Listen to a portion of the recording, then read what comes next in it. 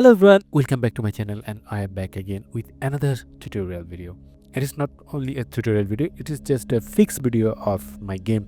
Recently you can get the Hogwarts Legacy for free in Epic Games, and I can't open my games. If you are facing same with this problem, it can't even open. Let me show you when I am trying to open.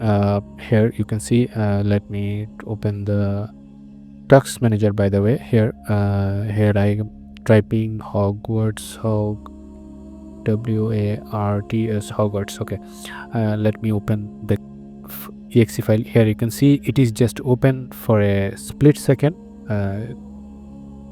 There nothing else, just in the text manager. You can see the CPU is now, it is 0 and it will be gone like that. Yeah, it is just crashed. It is a simple fix. I'll give you the file links in the description. You need to just download this file. Here you can see this is the file here.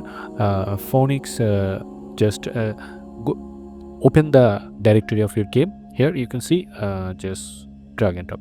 Of course, don't use it online. It will ban, but I don't know why it is banned in. Then don't open with this exe file. Then go to Phonics and binaries 164, that this one.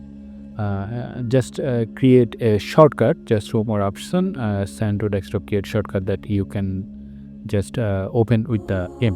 So just open with it. Let's see it's opening or not.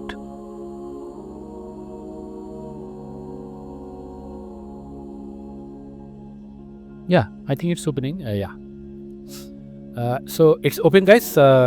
So that's it, that's the video. If you like the video, please like and subscribe my channel. If you helped by the video, please subscribe my channel. Most of the viewers are 99% of viewers are not subscribed, so it will create more content like this or more helpful videos like this. Please, if you are helped by the video, like and subscribe my channel. Until next video, goodbye.